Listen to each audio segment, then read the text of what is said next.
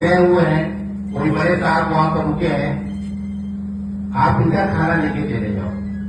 वो खाना लेके जाते हैं, गर्मी का दिन था, देखते हैं कि उनके पिता पसीने पसीने से तर, पूरा शरीर पसीने से तर है और एक पंखा की पहले लाइट गई थी तो फिर पंखा की जो व्यवस्था होती थी, कमरे में वो साहब सो रहे थे और वो जो पंखा चला रहे थे, खींच रहे थे।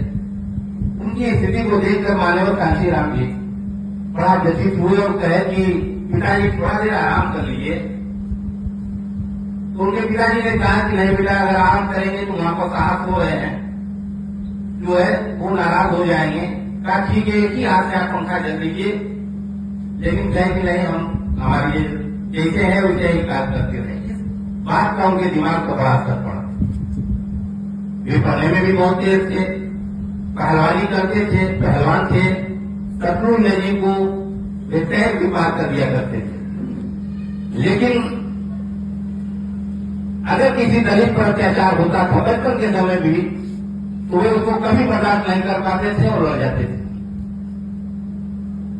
एक बार वे रोपड़ जिले में कैंटीन में चाय पी रहे थे, किसी ढाबे पर रुके हुए थे चाय पीने के लिए।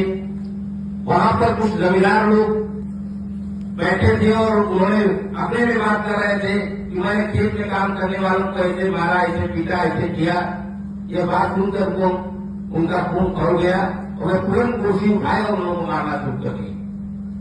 मतलब ये बातें उनके दिमाग में थी कि अगर किसी दलित पर कोई अत्याचार हो रहा है, किसी कमजोर पर अत्याचार हो रहा है, तो वे तुरंत लड़ जाते थे। रोपड़ जिले से सरकारी कॉलेज से उन्होंने पढ़ाई पूरी किया, बीएससी किया। फिर पुणे में वैज्ञानिक सहायक के पद पर उनको तैनात हुए, उनको नौकरी मिली, जो पुणे आ गए। पंजाब में, क्योंकि पंजाब के थोड़ा ऊंचने की भावना बहुत कम थी, वो स्थिति नहीं थी जो इधर के पुणे और महाराष्ट्र के एरिया में थी। जब पुणे में आए और नौकरी करने लगी, तुम्हारे जिला भाना नाम के कर्मचारी थे, वो ग्रेड कर्मचारी थे, छत्तीसगढ़ के कर्मचारी थे जो राजस्थान के रहने वाले थे, पीएचडी सर्विस कर रहे थे। वहां पर उस वैज्ञानिक इंस्टीट्यूट में, पुणे के डीआरडीओ में, बुद्ध जयंती और डॉक्टर भीमराव जयंती की छुट्टी को काट दिया गया, छुट्टी को समाप्त कर दिया गया।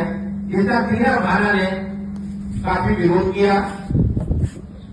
विरोध जो है उनके खिलाफ कार्रवाई होने लगे। अधिकारी वहां के माने नहीं, कार्रवाई करने लगे और उनकी बात मानने के लिए तैयार नहीं हुए। तो उनके साथ खापा साहब भी थे।